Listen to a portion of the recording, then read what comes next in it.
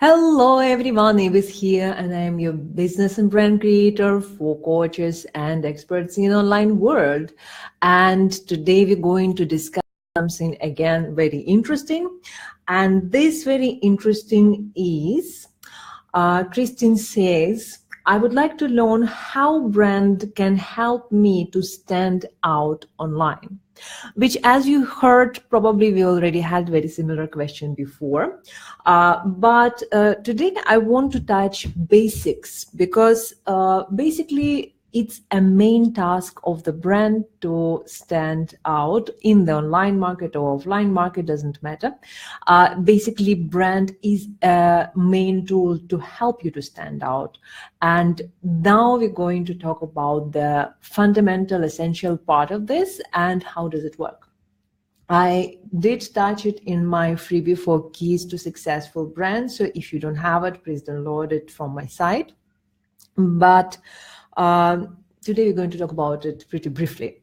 So first of all, let me remind you what brand is all about. So the brand is an image in customers' mind, which they create on their own based on their product experience, other customers' testimonials, and the information which brand shares in different information channels. Sorry for external sounds. So when we talk about the brand as about the image in customers' mind, what do we mean by that? We basically say that customers create the brand on their own, and we have very little control around this. We only can share certain information. We can provide the best possible experience and create best possible products. But the most important part in all this is building relationship. And it's not just personal relationship between you and your customers as it happened when you have your one-on-one or you build your business when you exchange your own services on money and you basically exchange money on hours. When brand gets into picture, you can wrap your products in such a way that brand starts selling for you, and that way it saves you time and give you more option and more chances to be sold, to be known, and get more customers. Let's discuss about how does it work. So the brand is known for building relationship, and if you like to read books about branding, you will find a lot about this. You'll find that brand is a promise which company gives to the customers. You'll find that customers build relationship with brands the same way as they build a relationship with people, and they actually show their interest in a very similar way. So the main tools of brand are actually the same as you use when you build relationship with your customers. So understanding this fact that brand build relationship, how does it work? Your customers, your prospects basically understand what your business is all about, what your brand is all about, what you stand for, how does it work for them, what kind of transformation you bring, what kind of promise your brand has for them, what kind of positioning or unique selling proposition your brand has. So basically, they know about you and they understand and accept your brand. And that's how they start getting involved in relationship with the brand. And at that particular moment, when we understand that customers start getting into this, we start getting the benefits. It doesn't happen overnight. It requires some time, and usually when I'm talking about the life of brand, it's approximately about 5 years to establish, because brands start working really properly after 3 to 5 years when you just create your first designs, let's say, because initially you need some time to grab the attention and explain what your brand is all about. But then you can ask, how is different between the product and brand, and how does it make sense? There is a very small difference, but it's really, really important difference. The media life of product is shorter than the life of the brand. It's really important to understand. For example, you have several products. So you have media budget, And in this media budget, you will spend some money for your marketer, for advertising, for some kind of designs, whatever kind of things they are. And probably you make very successful launch of your product. And a product gets some kind of connection, people start talking about this product, awesome, great result. And we all understand that from say 10 launches, it's often happened that not all 10 launches really pop and work very well. So let's say you got that perfect launch. So then in the next launch, it seems it's supposed to be easier to make the next launch for the same product. It depends again on your marketing strategy and all other things. But what happened in a short period of time, if your product was really that successful, and right now I'm not talking about one-on-one product, I'm talking about something like some courses or anything which is really scalable. So anything where your service, in-person service, is not involved.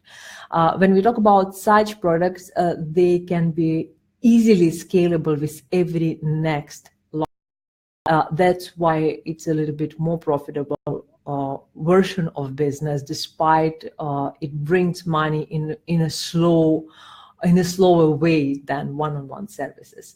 So when we had that launch and the next launch and the next launch, then you will find that in some times there are several other products similar to yours would appear in a market, not because somebody copy-pasted it, but just because when you have successful products, people attempt to perfect them, and the next products will be even better. Personally, I know about 5 programs which only based on the launching of your program. And I know that people have their mentors and then they took that idea, then make it, and now it's their signature program. And the old program from their mentors is still in the market. So they kind of compete between each other and replace each other. Then it all depends on marketing. So if you get this situation with other products, you will have to add more to your marketing. You have to work on your product and innovate it somehow. So this is a really difficult process. And then we're only talking about one product. So if you have 2-3 products, this is a repetition of all this process for several products of yours. So it's time, money consuming thing. And also, again, this evolution and changes happen endlessly because market evolve, market gets better and better products because of technology, because of new people. So it's a normal process, nothing wrong in it. Why the media life of brand is longer in this situation? Because if you will see in history, you will find that there are many products which were replaced or already become outdated, like film cameras or something like that. While when the digital technology come in the photography world, I remember like everybody saying, no, digital photography will never replace films because it is impossible to create professional photography with that. However, that happened. And Kodak actually lost a lot of money on it because despite they were at the beginning of that digital technology, practically invented those technology, they didn't follow this route. They followed the route of film. And if they would start first, they had a really huge advantage and they could actually change their brand and everything to the digital cameras. However, despite they were almost in the roots of invention of this, they decide against moving towards this direction. They found it too risky. And then other brands won their bit. So the situation is super simple with brands. Because when we talk about brand, when we follow certain kind of idea, our customers understand our values and what we stand for, why we're doing our things. And they clearly see that we do not do it for money. We do it for certain causes. We have reason to be in this market. They see our why in action. Like, it's a huge difference when we ask somebody about their why. It's easy to create certain kind of good looking words. But when we talk, what does this brand stand for, which I'm repeating all the time, and I know that other brand experts repeating all the time, what does this brand stand for? For example, you have a why, and this why is some big reason because whatever your why is, when you stand for your why, you act accordingly because you faithful, you are honest with yourself. And that's what your customers have to see. So if you say that you are completely, say, environment friendly, then everything within your company have to prove it. You will probably not sell things in plastic wraps or anything like that. So you have to think this strategically. When we talk about the physical brands, like physical products, I just gave you the example. When you talk about the environmental brands, they have to follow the things even in smallest packaging. When we talk about some educational brands, we would also have, again, it's super simple. For example, we will show it in our language, in the way how we communicate, how authentic we are. So when I'm talking about the freedom, the personal freedom, the freedom to be yourself in a camera, I am trying to follow in this concept. I probably do not consider myself like completely open in front of the camera and all these kind of things, but I'm learning to be more authentic, more free, and more myself in all the situations, because that's what my brand stands for. My brand stands for freedom. So freedom for my clients, freedom to run location-independent business, financial freedom, and all those aspects of freedom which are dear to my heart, and I think that they're also dear to my clients' hearts. So this is exactly how you build connection. Something which is dear to your heart, to your business, also dear to your tribe. And when you start creating this tribe, what happens, the people really know what you stand for, and they respect you for that, because it's exactly the same process like you build friendship. And once you have this kind of relationship, once people see that you are trustworthy and you really follow your words, you really stand for what you're speaking about, what you're talking about, after that, you will see the ripple effect, because what happened, people will start recommending your brand. When they start recommending your brand and they completely trust whatever you say, whatever you do, in that particular moment, you start getting clients on autopilot, because people become loyal ambassadors of your brand. And that's a key, that's our ultimate goal, which we want to find when we build the brand. So building the loyal ambassadors for our brand. That's how you stand out, and that's how you get more clients with a properly built brand. Then what else I wanted to say? Right, I wanted to give you a great example. For example, the Star Wars. You definitely heard about Star Wars. It's a franchise which was recently bought by Disney. And I would tell you that, you know, whether it was Lucasfilm, whether it is Disney, it doesn't matter. People do love Star Wars. And guess what? Despite changes of direction, despite many, many other things, they will still go there with any new movie. And I'm talking about the fans. I'm talking about fandom of Star Wars. I was lucky to make a little research around this, and I never saw such involved and crazy people who can discuss one film and know so many details about the universe around this and all these kind of things. It's really interesting, because they really involved with that, and those are really adult people, but those people have their interest. What is interesting in this is an amazing business model. What Lucasfilm did, they created a brand, Star Wars.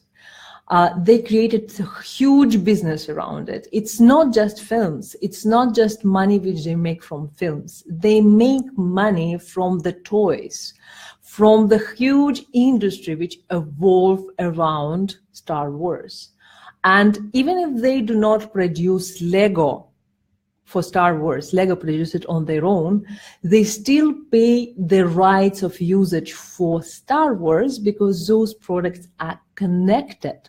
So this is amazing example of the great business model which work and the brand which work and give fantastic amount of money. And it's only growing with time. Why so? Because people grown on those films also involve their children in this culture. And nowadays we see the new generation of Star Wars fans who saw the first films maybe just because their father shared that with them. So it's absolutely amazing example of the great brand which bring huge amount of money. So back to the whole story, let me conclude this. So first of all, you need to build relationship with your customers. The second thing, to stand out, you have to follow your words. You have to stand for that, what you're saying, and people can see in action that you really stand for your brand. So they will start believing in you. And as you see this standout kind of thing, you know, people say the disruptive marketing, all this kind of thing, that I will be so much different. The difference in the brand comes along with a very consistent brand identity, because people start recognizing you because of your colors, fonts, and visual communication, and then obviously copy and content. That part undeniable, and this is huge part of the brand. But unless you build this relationship, unless you stand for your values, unless you show yourself in a really authentic way, those consistent elements will not help you to stand out in overcrowded market. Those elements will only help you to attract people once. So there is a saying that advertising only can sell once. Everything else is on your product. So same thing with branding. If you have completely exciting idea about your wonderful site, wonderful logo, wonderful colors, that's all fine and great.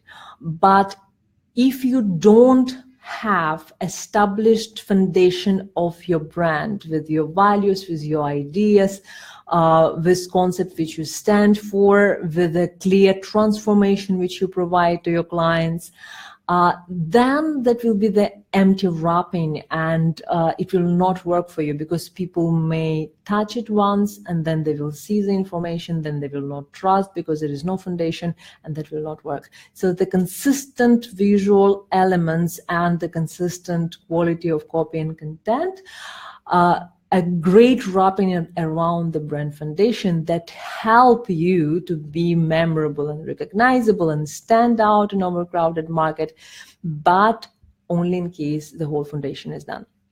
So that's it for today, and I really hope that you get the idea, the seeds of wisdom in this short, or maybe not really short, live stream, because this is something really fundamental for branding and brand, and that's exactly what you need to do to stand out in overcrowded markets. There are no shortcuts.